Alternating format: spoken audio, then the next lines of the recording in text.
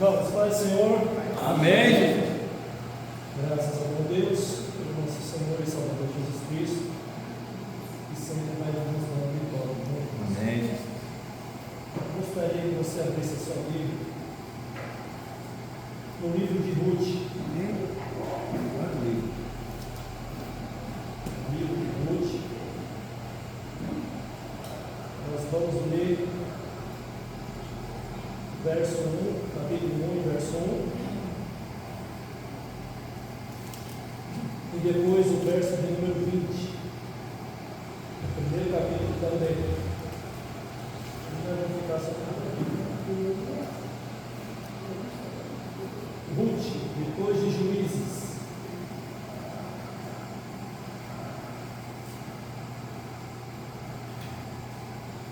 Glória a Deus.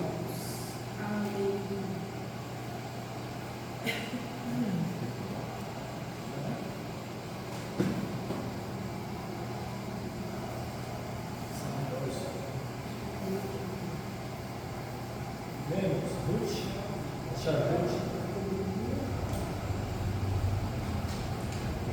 Neemias, livro do Levítico, Números, Deuteronômio, Juízes, Ruth.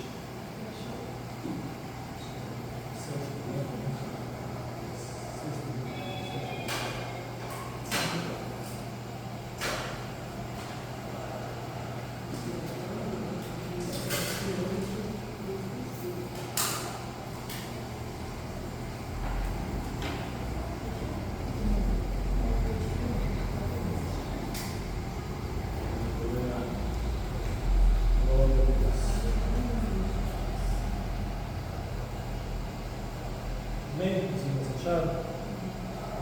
Está escrito assim, capítulo 1 e verso 1. E sucedeu que nos dias em que os juízes julgavam, houve uma fome na terra. Por isso, o homem de Betel, de Belém de Judá, saiu a peregrinar nos campos de Moabe. Ele e sua mulher e seus 2 filhos. Agora corre o olho até o verso de número 20. Porém ela lhes dizia: não me chameis Noemi, chamai-me Mara, porque grande amargura me tem dado o Todo-Poderoso. Amém? São essas 2 leituras, irmãos, podem se sentar em nome de Jesus. E nós vamos falar um pouco, irmãos, a respeito da trajetória de Noemi, de Elimeleque, de Malom e de Quilion. Como nós lemos aqui, nos dias em que os juízes julgavam. Então, no livro de Ruth, ela começa nos mostrando mais ou menos o período onde foi escrito. Quando foi escrito? O livro de Juízes e Ruth são considerados livros históricos, porque vai contar das histórias do povo de Israel. Então está ligado o livro de Ruth com o livro de Juízes. Então nós sabemos que no período que foi escrito, não sabemos por certo quem foi, mas no tempo que foi escrito foi o tempo em que os juízes julgavam a terra.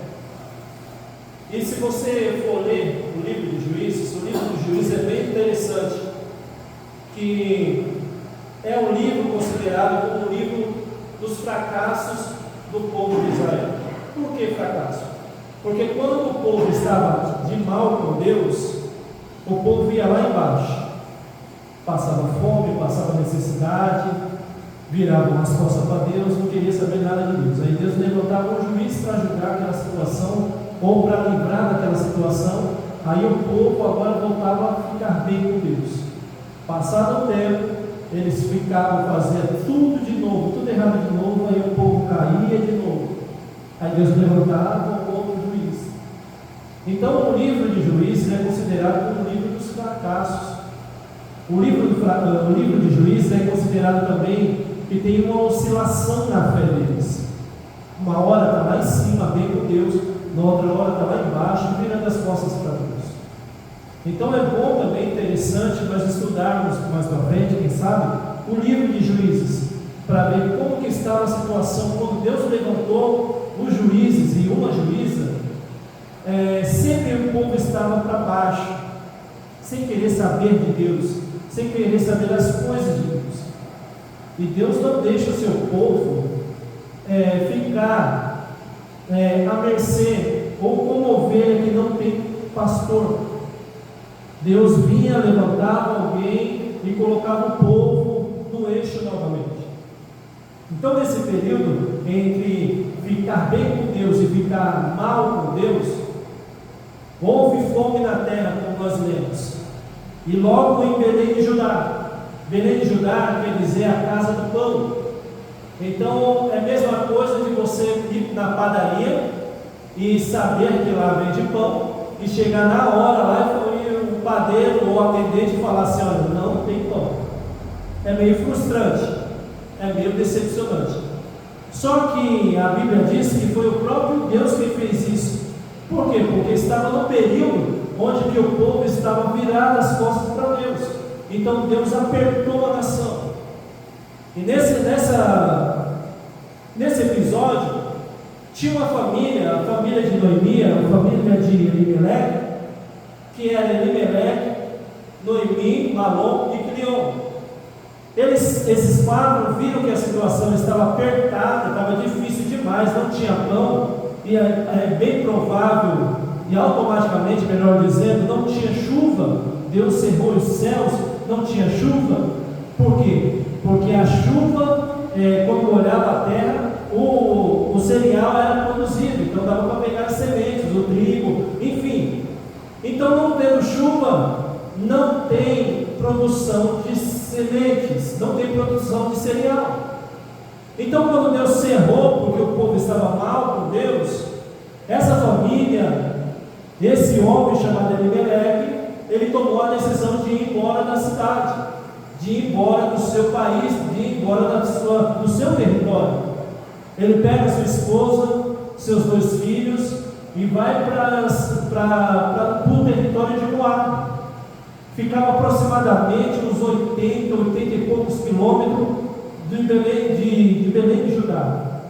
Então eles atravessam até lá Moab e lá eles se instalam.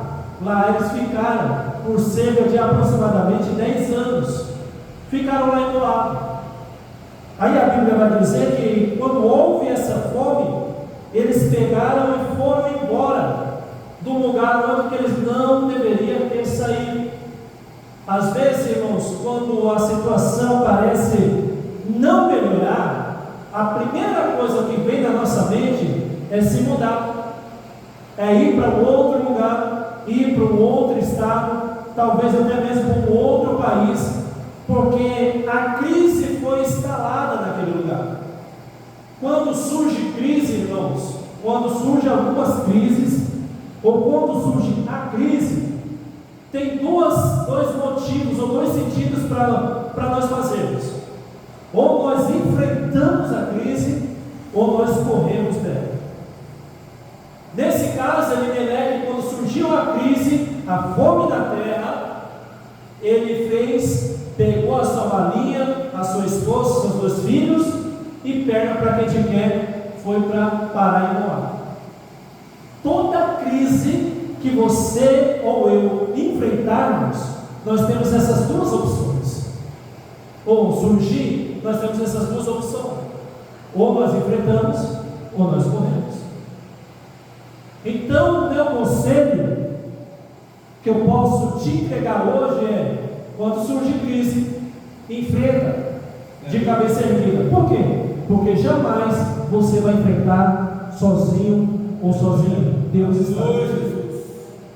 Então, ela sabendo que era Belém de Judá, terra do pão, aonde Deus habitava, aonde Deus estava com os olhos da terra, sabia que uma hora ou outra Deus iria fazer algo por eles.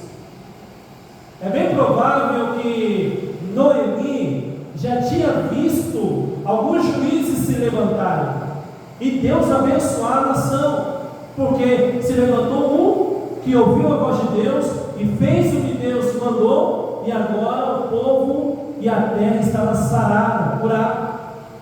Então Noemi provavelmente sabia que Deus iria se levantar em favor da nação, mas acredito eu que Elimeleque não tinha tanto essa esperança.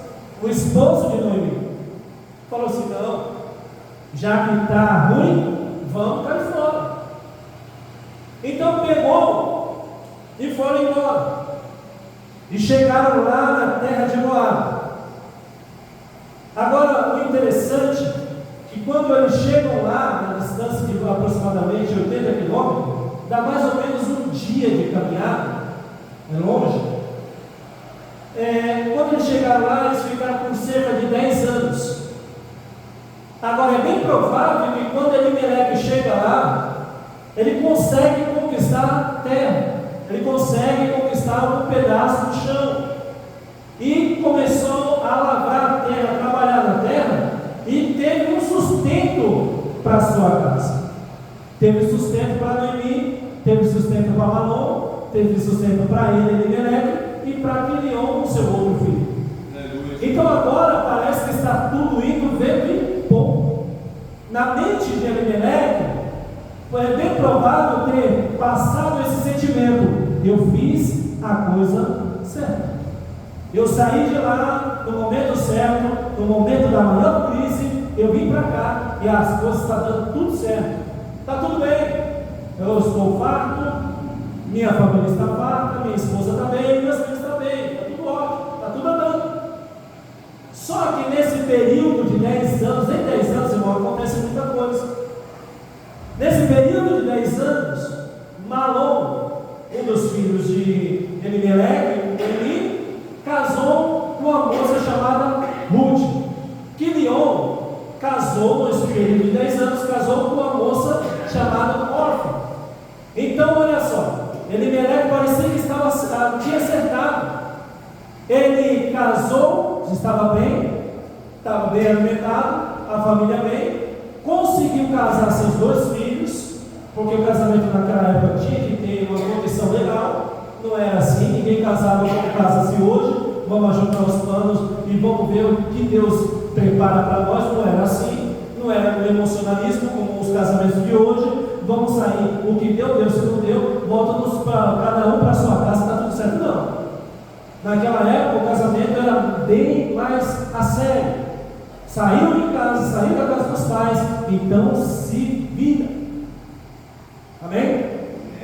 Então parecia que estava indo tudo de vento em popa, bem financeiramente, entre aspas, barriguinha cheia, agora ele tem alimento, os seus filhos casados, e Noemi está tudo contente.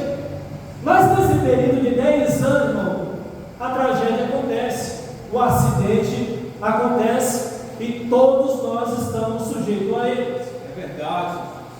A Bíblia vai dizer que Elimeleque morre. A Bíblia diz também que Malom morre. E a Bíblia diz também que Quilion morre. Agora o que estava indo de vento e popa, agora estreitou novamente. Agora, tem alguns chutes, ou alguns achômetros, qual foi o tipo, o que levou esses homens à morte. Mas ninguém sabe por certo. Mas o motivo da causa da morte deles. Mas uma coisa é certa, eles morreram. Isso é certo. A Bíblia diz que eles morreram. Eu não sei se foi doença, eu não sei se foi assassinatos, eu não sei o que aconteceu. Mas os 3 morreram. Agora, a Bíblia dá alguns índices, aponta para algumas coisas, o que pode ter acontecido. O nome Malom significa fraqueza. Então, quando nasce Malom, Noemi e Elimeleque dá esse nome a ele, é bem provável que viu um menino bem desnutrido, um menino fraquinho. Então, eles tinham o hábito de colocar um nome na criança, conforme os acontecimentos externos e também interno dentro da casa. O que tinha acontecido na casa, eles eram inspirados nisso para colocar um nome nas crianças. Então, bem provável que Noemi viu, ou Elimelec viu, aquela criança fraquinha. Então, colocaram o nome dele de Malom. Só que, quando nasce o Quilion, ele foi dado o nome também, e o nome Quilion quer dizer falho. Eu não sei o que aconteceu para ele ter esse nome, mas aconteceu alguma falha, algum episódio que motivou Noemi e Elimelec a colocar esse nome de Quilion. Então agora, dentro da sua casa, na casa de Noemi, tem dois homens por nome Fraqueza e Falho. Só que o que é interessante, irmão, que o nome de Elimelec quer dizer Deus é rei. E o nome de Noemi quer dizer agradável, doce. Então agora vamos juntar os nomes que tem isso, tem uma mensagem de Deus nisso. Quer dizer que saiu de Belém de Judá um Deus rei agradável, com fraqueza e falho. Então saiu de Belém de Judá com isso, cada um com seu nome significativo. Quem fica lá em Moab fica um Deus rei, fraqueza, fracasso e falho. O rei fracassado e falho fica em Moab. Quem volta? Volta Ruth, que quer dizer amizade, e Noemi, que quer dizer agradável. Uma amizade agradável, e fica o rei fraco e falho em Moab. Agora vem para Belém de Judá uma amizade agradável, ou uma agradável amizade. Aleluia, Jesus. Só. Glória a Jesus.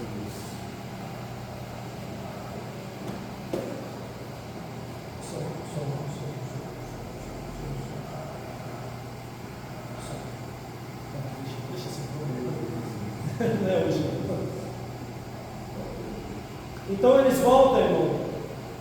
Fica um rei fraco e falho, fica lá em Moab.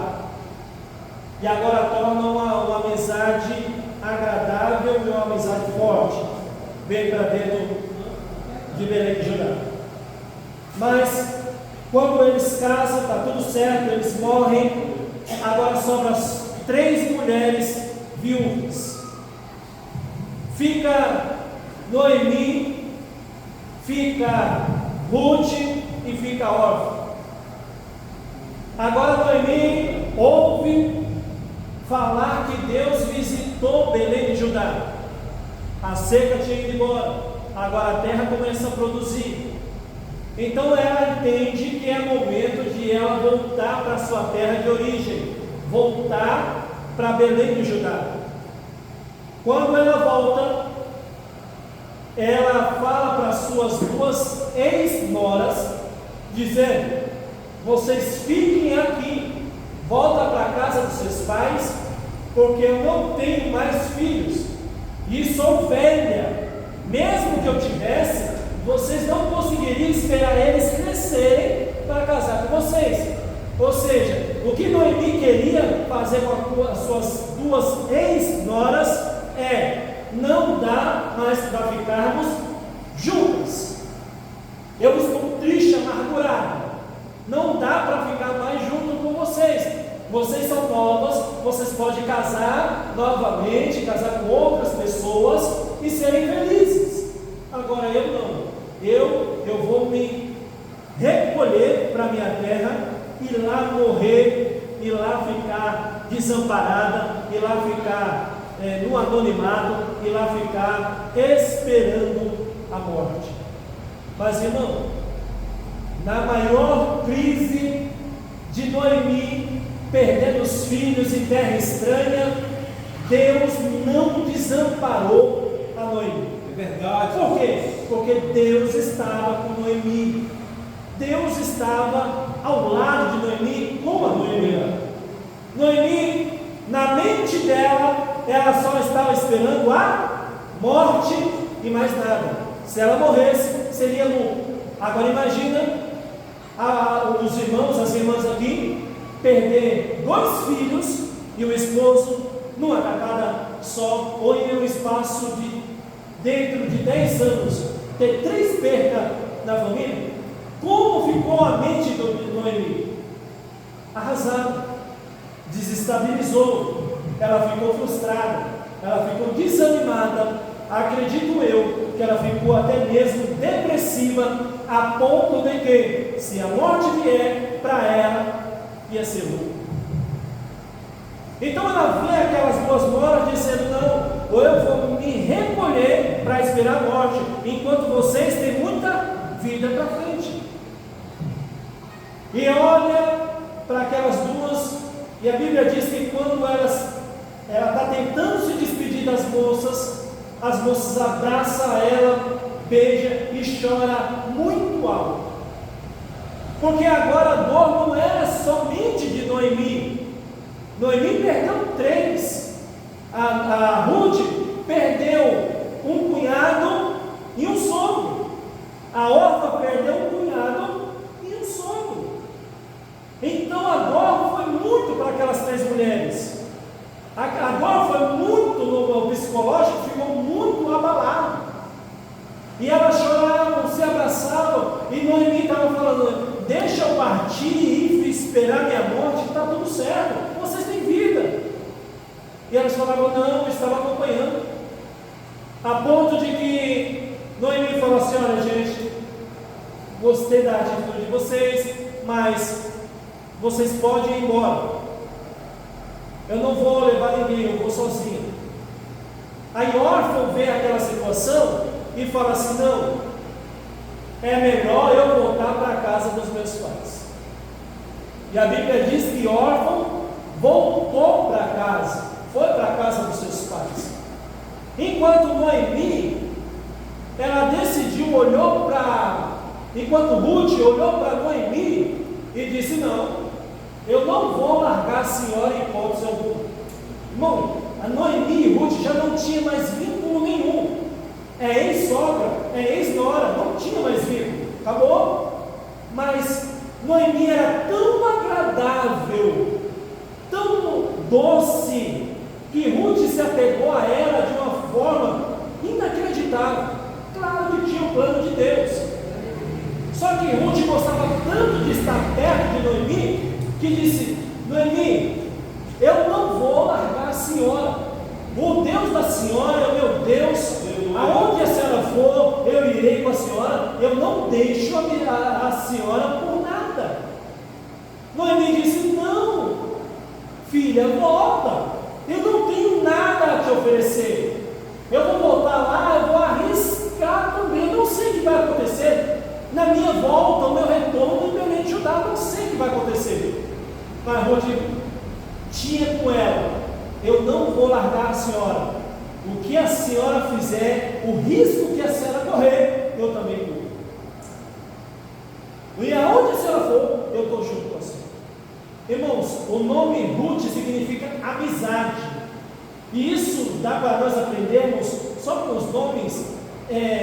Existem certas amizades que é mais preciosa do que ser irmão, de que ser irmão de sangue. Existem irmãos amigos mais chegados do que irmãos, como dizem Provérbios. E isso é prova bíblica que Noemi, Ruth falou assim: eu não largo a senhora. Não tem conversa. Se é para nós ir para Belém de Judá, vamos embora. E a Bíblia diz que as 2 vieram. E quando veio, lembra que a crise externa já tinha passado. Agora Noemi volta. Porque Ruth não está voltando, Ruth está vindo. A volta é de Noemi, a vinda é de Ruth. Então Ruth está vindo numa terra que ela não sabia como era, numa terra que ela não conhecia, numa terra que ela talvez nunca tinha pisado antes, mas ela está vindo. Por quê? Porque a companhia dela, a Noemi, a companhia que estava com ela, era tão interessante, era tão empolgante, a liga era tão forte, que ela não se importava nos desafios que iria enfrentar na frente, ia enfrentar lá pela frente, mas ela foi. Irmão, tem coisa que as pessoas, nós devemos inspirar pessoas a ponto de virem para a igreja, mesmo sabendo que irá encontrar desafios, mas virem porque acredita que nós estamos falando de algo poderoso, importante, como é aceitar a Jesus Cristo, o nosso Senhor. Verdade. Então essa motivação que Ruth tinha era por causa de Noemi. Talvez Ruth nunca ouviu falar no Deus de Israel, que abriu o Mar Vermelho, que fez tantos e tantos milagres, mas por Noemi ela seria capaz de enfrentar qualquer desafio. E ela veio. Só que quando ela veio, quando Ruth veio e Noemi voltou, a Bíblia diz que os vizinhos a conheceram. E agora Noemi é conhecida pelos vizinhos, e os vizinhos falam: olha, essa daí não é a Noemi. Verso 20, como nós lemos: porém ela lhes dizia, verso 19, melhor dizendo, assim pois foram ambas até chegarem a Belém, e sucedeu que entrando ela em Belém, toda a cidade se comoveu por causa delas, e diziam: não é esta Noemi? Verso 20 diz: porém ela quem? Noemi, lhe dizia: não me chamei Noemi, chamai-me de Mara, porque grande amargura me tem dado o Todo-Poderoso. Agora existe uma outra crise para Noemi enfrentar. A primeira crise foi a crise da fome externa, não tinha chuva. Agora ela volta para a terra, os vizinhos a reconhecem, chama ela pelo nome que ela tinha, Noemi, e ela disse: não, meu nome não me chame mais pelo meu nome, me chame de Mara, que quer dizer amargurada, amargura. Então agora a Noemi está enfrentando uma outra crise. Qual crise é esta? A crise interna. E essa aí é onde mora o perigo. Crise interna, crise de identidade. Hoje é moda você falar sobre essa crise de identidade. A pessoa está indo num determinado lugar, ela é determinada alguém, só que vira e mexe, acontece alguma coisa na vida dela e ela se perde, nem sabe quem ela é de verdade, não sabe se está sendo certo, não sabe o que se está fazendo certo. Tem um humorista muito famoso em nosso país que está passando por essas crises, essa crise de identidade. E ele é muito famoso, mas está internado porque não sabe o que está acontecendo com ele nessas crises internas dele. Claro que eu não vou citar o nome, você trabalha. Então o que acontece agora? Ele teve que se separar da sociedade para tentar se encontrar novamente. Noemi passou por isso, irmãos. Ela teve essa crise interna. Ela perdeu a sua identidade. Ela quis trocar a sua identidade. É como ela dizendo: olha, não me chame de doce, porque doce não estou mais. agora eu estou azeda, eu estou amargo. Não sei se você conhece, já viu alguma pessoa que falou assim: agora eu deixei de ser bobo, parei com isso, deixei de ser besta. Irmão, eu não estou dizendo para a pessoa ser besta ou ser bobo. Eu estou falando que a pessoa muda o seu comportamento com os outros radicalmente por algumas crises internas que ela está passando. Então, quando não há tratamento nessas crises internas, quem paga o preço é os outros. Quando não há um tratamento nessas crises existenciais ou essas crises de identidade, quem sofre é os outros. Agora, que legal com os vizinhos, compadeceu-se dela e ouviu ela falando: não me chame de doce, eu estou amarga. Ou seja, eu não estou para ninguém. Eu desliguei o WhatsApp, saí das redes sociais, e se vier com uma pedra na mão, eu tenho 7 para devolver. Não mexe comigo que eu estou virado um giraia. Não mexe comigo que eu estou igual um siri lá. Não quero ver ninguém. Não quero conversar com ninguém. Se eu pudesse, eu abria um buraco, iria parar no Japão para não ver mais ninguém. Que é isso, irmão? Uma crise. Uma crise de identidade. Que é isso, irmão? Uma crise existencial. A pessoa, ela se fecha, ela se distancia de tudo e de todos. Ah, irmão, mas isso é uma depressão? Uma crise de identidade é uma das causas de princípios de depressão. Quando pela consequência da vida, quando eu deixo de saber quem eu sou, eu tenho um grande risco de entrar nessa crise, uma crise interna, uma crise de identidade. Não me chame mais de Jones, me chame de Beltrano de Fulano, que eu não estou nem aí para mim. Não me chame de A, não me chame de B, porque eu estou mais bravo do que você imagina. Se o meu vizinho bater na minha porta, eu vou soltar os cachorros nele, e se tiver gato, vai os gatos também, se tiver os papagaios, também vai tudo. Não quero saber, não quero ver ninguém. Eu não estou falando isso que é um dia, irmão. Talvez tem dia que nós aportamos os dois pés esquerdos, isso é normal. Mas eu estou falando isso de ser consequencial na nossa vida, ter consequência disso. Ou seja, hoje eu acordo ruim, amanhã eu acordo ruim, depois amanhã eu acordo ruim, e amanhã aí está tendo crise. Aí está difícil. Noemi, ele faz isso. Ela fala assim: não me chama mais, porque eu prefiro trocar a minha identidade. Durante essa fala dela, claro que na lei antiga não tinha isso, mas na nossa lei, na lei dos homens, ela ia estar cometendo um crime. Sabe qual? O crime de falsificação ideológica. Ela fala: não me chame de Noemi, me chame de Mara.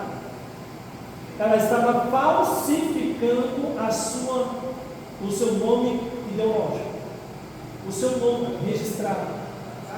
Foi registrado como Noemi. Agora ela fala assim: não, me chama de Mara. Se fosse hoje em dia, ela ia estar cometendo um crime de falsificação. Só que o interessante, irmãos, que ela faz tudo isso. No 21 ela fala: chega a partir, porém vazia o Senhor me fez tornar. Porque pois me chamareis Noemi, o Senhor testifica contra mim, e o Todo-Poderoso me tem feito mal. A pessoa, quando está atravessando essa crise de identidade, ela diz algo que é surreal, que é inexistente. Noemi está tão amargurada que fala assim: não, é castigo de Deus. Só que em nenhum momento Deus direciona a palavra de maldição contra ela. Em nenhum momento Deus direciona a palavra para Elimeleque, que ele iria pagar o preço porque ele tinha ido embora de Belém. Nem para Malom e nem para Quilion. A Bíblia não fala isso. E, irmãos, eu aprendi uma coisa: onde a Bíblia não tem voz, eu não devo dar ouvido. Então, se não tem nenhum capítulo, nada em estudiosos, ninguém fala que Deus cobrou ela ou corrigiu ela, então Deus não tinha a ver com o que aconteceu na vida dela. São coisas da vida que acontecem. Deus sabia? Claro que sabia. Mas só que ela culpou a Deus, porque na mente dela, ela falou que Deus estava castigando, estava vindo mal contra a vida dela. Por que isso? Porque quando a pessoa está em crise interna, ela quer colocar Deus como culpado. Mas na verdade, a crise dela, o que ela está passando, é uma coisa que Deus viu estrutura para ela passar. Ela talvez talvez ela não se lembrou da história de Jó. Talvez ela nunca ouviu falar da história de Jó. Que Jó passou o que passou, mas não blasfemou contra Deus. Não pecou contra Deus com palavras. E ele se manteve firme até que Deus dos altos céus virou o cativeiro de Jó. E Deus agora fez ele ter tudo em dobro. Então talvez ela não se lembrou da história, do episódio de Jó. E agora ela está querendo culpar Deus, como que Deus fosse culpado de tudo que ela estava passando. Agora, se Deus não deu ordem, não foi contra a Elimeleque, também a Bíblia também não diz que Deus foi a favor. Então o que é isso, irmão? O que aconteceu é que a consequência veio pelas escolhas deles. Então eu posso escolher o que eu quiser. Agora a consequência, eu que devo me responsabilizar. Noemi, por ser mulher, e naquela época mulher não tinha tanta voz, vamos falar assim, não era preconceito, mas era casamento antigo, as irmãs mais antigas aqui sabem como é. Então ela não tinha tanta voz, seu marido bateu o pé, tá bom, ela tinha que ir. Então, por ela não ter essa voz dizendo: não, peraí, Elimeleque, não vamos não, Deus vai visitar nós, Deus vai fazer alguma coisa. Lembra de outros episódios que Deus levantou o juiz e deu tudo certo? Vamos aguentar essa crise aqui, vamos segurar aqui, mas Deus vai nos dar vitória. Deus vai se levantar no trono e vai lembrar de nós. Quem sabe ela não fez isso, mas por ser mulher não foi ouvido. Então Elimeleque foi e tomou a sua própria decisão, fez a sua própria escolha. Irmãos, e lembra da lei da semeadura? Nós andamos com semente. Agora, o que nós vamos e aonde vamos semear e o que nós vamos semear, isso aí é escolha nossa. Se eu quiser semear o mal, eu vou colher o mal. Se eu escolher em semear o bem, eu vou colher o bem. Verdade. Porque a colheita não é diferente do plantio. Eu não vou semear o mal e colher o bem. Eu não vou colher o bem e semear o mal. A mesma coisa que eu semeei, eu vou colher. Então Elimeleque, ele escolheu, partiu dele, foi decisão própria. E Deus não foi contra, e Deus não falou: eis que estou contigo, meu servo, pode ir, que Moab é teu. Deus não falou nada disso, foi dele. E agora ela está nessa crise interna e está falando: foi Deus que me castigou. E sendo que ela não tinha nada a ver com isso. Sabe o que acontece? Nessas crises de identidade, essas crises existenciais, a pessoa se culpa naquilo que ela não tem culpa.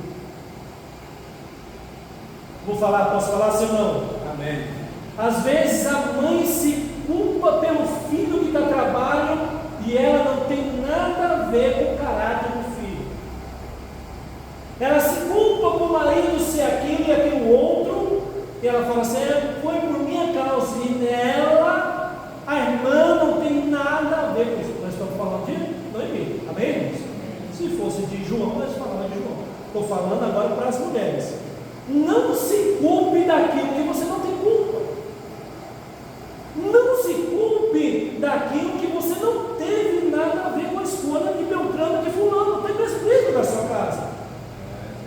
São escolhas, e todos temos o livre arbítrio.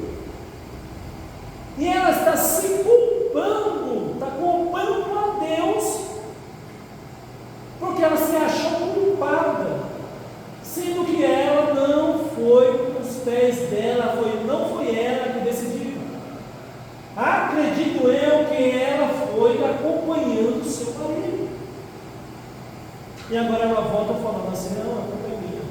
Deus me castigou, Deus me fez sofrer, Deus me fez ser amarga, Deus, Ele me espremeu, Deus, Ele me estreitou, Deus colocou eu numa prova terrível. Deus me amassou, Deus fez como um oleiro, amassou. Deus me levou no Getsemane, pisou nas azeitonas para sair azeite. Deus está me esmagando. Enquanto isso, Deus está falando assim: não, calma. Eu estou trabalhando não contra, mas ao seu favor. Aleluia. Aleluia. Lá na frente ela fala assim: Deus, o que nós lemos aqui, Deus testifica contra mim. E Deus dos altos céus, irmãos, irmão Márcio, dizendo: não, Noemi, calma, que eu estou trabalhando a seu favor. Tem um Boaz esperando Ruth e você não vai ficar mais amargurada. Calma, Noemi, que as coisas vai dar tudo certo no seu devido tempo. Então o que ela pensou que era castigo, era Deus trabalhando. Às vezes, irmão, nós pensamos assim: Deus arrochou o nó. Deus está me apertando de um jeito. Meu Deus, o que eu fiz? Aí você chora, ora, me perdão, já pedi 550 mil perdão. E Deus está falando assim: calma, meu servo, calma, minha serva. Eu estou trabalhando ao seu favor. Eu não estou contra você, eu estou ao teu favor. Hoje que eu faço, tu não entendes, mas amanhã tu entenderás. Aleluia. Noemi não entendeu, porque pela precipitação da palavra, nós somos pegos desses provérbios. Então ela, nessa crise, ela começou a culpar até mesmo Deus. E era Deus trabalhando.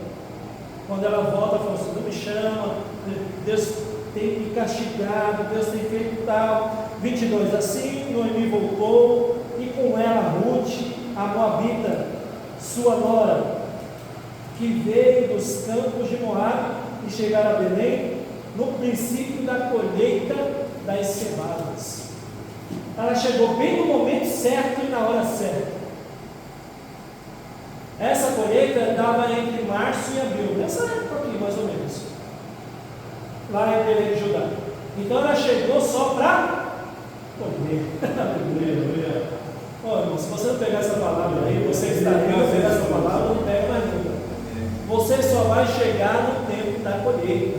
Aleluia, Deus. Você não semeou, você não trabalhou, você não arou a terra, mas Deus te leva no tempo da colheita. Ela chegou no tempo de colher. Chegou no momento certo. Ah, mas a Noemi que estava velha, cansada, com crise interna de identidade, murmurando, reclamando, falando que era castigo de Deus, chega, e quando ela chega, irmão, o que ela vê primeiro? Vê os pastos, vê os campos, tudo pronto e preparado para a colheita. Ela falou assim: cheguei na hora certa. Aleluia, Jesus. Ela não chegou na hora certa. Deus levou ela no momento certo. Aleluia. E é tempo de colheita. Capítulo 2, verso 1. E tinha Noemi um parente de seu marido, homem valente e poderoso, da família de Elimeleque, e era seu nome Boaz. Ela chega no campo de quem? De Boaz. Boaz era parente do marido dela. Quando Boaz avista ela, o que é que Boaz faz? Noemi, você voltou. E agora Boaz recebe ela. Só que o interessante é que se ela voltasse sozinha, irmão Márcio, Boaz tinha recebido e tinha colocado a senhora de idade para o lado. Mas Deus é tão poderoso e sabe trabalhar, que quando ela vem, ela traz a Ruth. Ruth é uma moça bonita, Ruth é uma moça nova. O que é que Boaz fez? Opa, Noemi! O trato foi diferente, porque onde tem homem, tem interesse, não tem jeito. Noemi! Mas de olho na Ruth. Noemi! Quanto tempo! E vendo a Ruth do lado. Agora, se Noemi volta sozinha, a história seria assim? Não seria. Bom, às vezes Deus trabalha e nós não entendemos absolutamente nada. Então, Senhor, está tudo de ponta cabeça, não sei para onde vai, não sei de onde vem, não sei o que fazer, não estou entendendo nada. Aí é onde Deus fala conosco: mas é isso aí que eu quero. Glória a Jesus. Porque você não precisa entender, você precisa crer. Só precisa acreditar que no momento certo Deus vai te fazer, vai fazer a você e a sua família algo extraordinário da parte de Deus. Creia, se está tudo dos avessos, fique em paz, receba essa palavra no seu coração, que Deus tem um momento certo para fazer na sua vida e na sua família. Então a situação ia ser totalmente diferente. Verso do capítulo 2 e verso 2. E Ruth, a Moabita, disse a Noemi: deixe-me ir ao campo e apanharei espiga atrás daquele em cujos olhos eu achar graça. E ela disse: vai, minha filha. Quando Noemi e Ruth chegaram e Boaz fez aquela recepção por causa de Ruth, agora a Ruth falou assim: olha, não temos tempo a perder, eu preciso pegar as espigas, eu preciso colher também, já que chegamos no tempo da colheita, então vamos trabalhar. Ô irmão, Ruth era fora de si, uma mulher trabalhadora, uma mulher que mudou a trajetória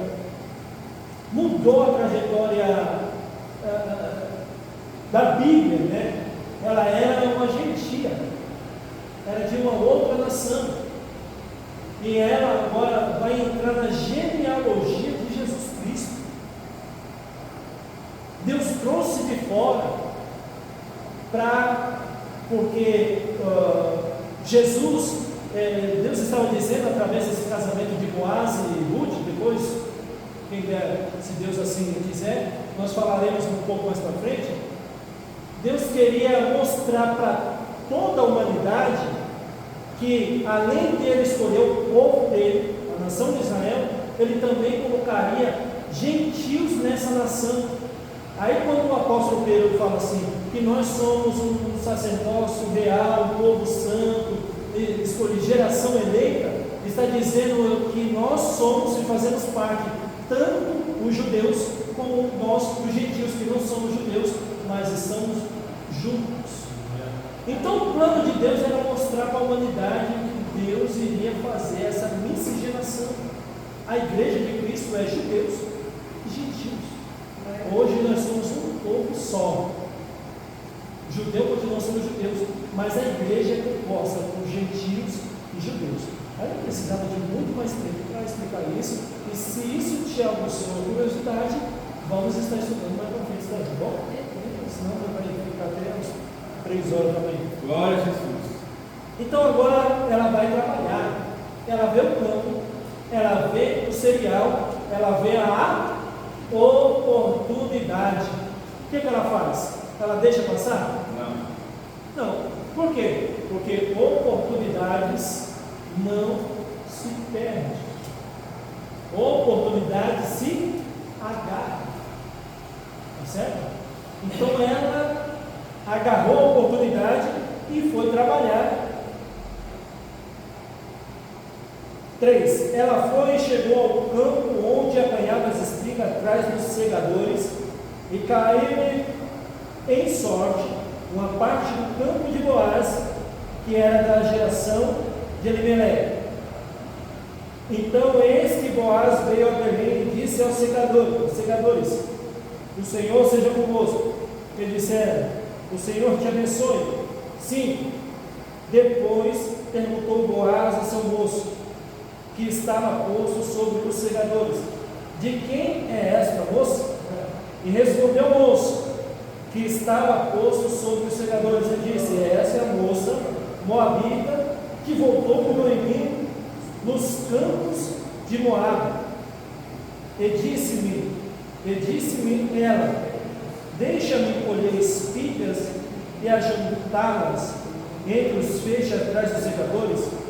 Assim ela veio, desde pela manhã está aqui até agora, e a não ser um pouco que esteve sentada em casa. Ou seja, quando ela começou a trabalhar, ela não parou para comer, não parou para se alimentar, estava trabalhando, a não ser o tempo que ela parou um pouco. As pessoas aqui, o chefe dos que estavam colhendo falou isso para Boaz. Ela só parou um pouco, sentou só um pouquinho, mas ela está trabalhando, ela está ralando. Aí Boaz se interessou mais ainda pela moça e deu ordem aos segadores e às outras mulheres que colhiam, dizendo: olha, agora eu quero que vocês deixem cair de propósito, porque ela colhia aquilo que eles não conseguiam. Eles pegavam os feixes e às vezes, por ser uma quantidade grande, caíam alguns. Então ela vinha pegando os chamados rabiscos, as sobras. Então os segadores pegavam e ela vinha por trás pegando aquilo que caía. Aí Boaz falou assim: peraí, vamos mudar esse negócio. Agora vocês fazem o quê? Eu vou fazer questão que vocês deixem cair mais. Por quê? Porque está vindo uma Ruth trabalhadora para colher, e eu quero que ela colha bastante e não pouco. Então vamos lá, vem a Ruth trabalhadora, que agora a ordem de Boaz é: deixa cair, sobrar mais para ela. Aleluia, louvado seja o nome do Senhor. Se você não pegar isso, você não pega nada. A Ruth trabalhadora foi recompensada muito mais do que eu imagino, porque ela está trabalhando, e Boaz viu o interesse de ela ajudar Noemi, e Boaz se interessou por ela, e Boaz falou assim: já que você está trabalhando, suando bastante, Irmão, tudo que nós fazemos para o Senhor tem uma recompensa maior do que nós imaginamos. É verdade. Paulo chega a escrever a 1 Coríntios capítulo 15, verso 58, aos Coríntios, dizendo: olha, portanto, meus amados irmãos, sede firmes e constantes, sempre abundantes na obra do Senhor, porque o vosso trabalho não é vão no Senhor. Tem recompensa em trabalho. Ruth, ela falou assim: já que a minha ex-sogra não consegue trabalhar, então trabalho eu. Irmão, isso é uma outra lição. Quem se compadece em derrubar gigante de outro, Deus levanta alguém para derrubar os seus gigantes. Amém? Pegaram isso? Graças a Deus está gravado. Lembra quando Davi, aquele gigante Golias, era de Davi ou era de Saul? Era de Saul. Saul era responsável, Saul era o rei. Mas Davi falou assim: não, peraí, já que não tem homem aqui, tem meio homem aqui, mas é homem. Não é bem franco, não, é bem homem. Vamos para dentro. Rodou a pedra, jogou, cravou, caiu, cortou a cabeça, ganhou. Mais para frente, Davi agora assume o trono. Davi agora é rei de todo Israel. E agora os filhos, os parentes, os irmãos de Golias, quiseram vingar a morte de Golias e vieram matar a Davi. Irmão, quando eles vieram, isso está em Reis, está registrado em Reis. Quando eles vieram, Davi já estava cansado da peleja, já não conseguia mais batalhar. E assim a presa é fácil. Um peteleco assim, mas estava Davi estava cansado de guerrear. Quando Davi estava cansado, a Bíblia diz que os valentes de Davi se levantaram. Falaram: não, peraí, não, que negócio é matar Davi? Vai nada. E a Bíblia diz que eles partiram para cima dos gigantes, dos irmãos de Golias, e acabou eliminando todos eles. Davi se preocupou em matar gigante dos outros. Quando chegou a vez do gigante se levantar contra ele, Deus levantou outros para matar o gigante. O que você semeia, você colhe. Então Ruth falou assim: se Noemi não consegue trabalhar, eu vou trabalhar por ela. Lembra que ela só parou um pouquinho? Então ela trabalhou aproximadamente com 2 pessoas. Trabalhou por ela e trabalhou por mim. Boaz veio e falou assim: opa, nunca vi aqui nos meus campos, nunca vi uma colheita dessa, nunca vi uma moça dessa. Olha só a qualidade da Ruth: moça nova, bonita e trabalhadora. Aí Boaz fez o que? O coração de Boaz? Quase saiu pela boca, falou assim: achei, ganhei, isso aí é presente de Deus. Eu nem fui buscar para ver nas minhas terras. Que maravilha! Trabalhadora, bonita, nova, vou perder ela de vista? Jamais. E Deus trabalhando no coração de Boaz, coração de Ruth, no coração de Noemi. A ponto que mais para frente, Boaz ficou tão encantado com essa moça trabalhadora, essa moça bonita, essa moça jovem, que lá na frente, depois nós vamos partir, que eles acabaram se casando e o casamento foi bonito. E até no começo, no início do casamento dele, no início entre aspas, do namoro deles, Noemi estava lá com o Senhor. E conselhos de Noemi foram conselhos assim, minuciosos, para que Ruth não fizesse errado e chegasse a casar com Boaz. Então, peraí. Uma mulher que chegou com crise de identidade, tinha passado por uma crise externa, agora está passando por uma crise interna. Chega ao ponto de ver que Deus está agindo, Deus está movendo o coração de Boaz, Deus está movendo o coração de Ruth. Agora, uma mulher que superou a sua crise interna foi uma consciência para Ruth. Aí o que está isso? Lembra que eu comecei o seguinte: quando vem as crises, nós temos duas opções: ou enfrenta ou corre. Noemi, mesmo na sua crise interna, ela enfrentou. Sabe o que aconteceu? Deus usou ela para ser conselheira de alguém. Enfrenta suas crises internas, suas crises de identidade, que você vai ser canal de bênção para alguém. Amém, irmãos? Vamos parar por aqui?